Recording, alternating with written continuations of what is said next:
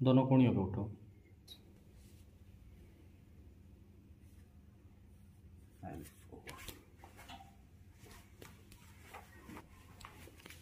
इस साइड करवट ले लो, मेरी तरफ थोड़ा सा आगे आ जाओ, बस।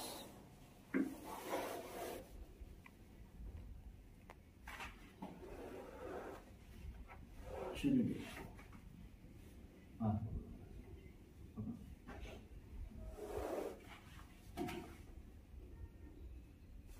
नीचे वाला पैर सीधा करो, बिल्कुल सीधा।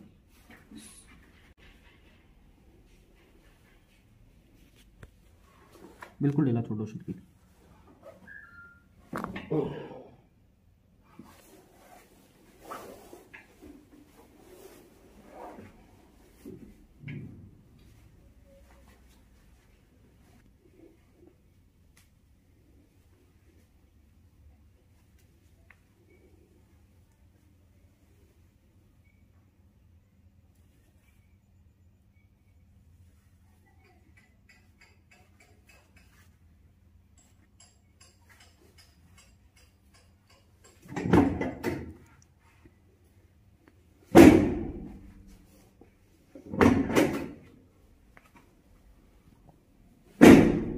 शरीर ढीला रखो।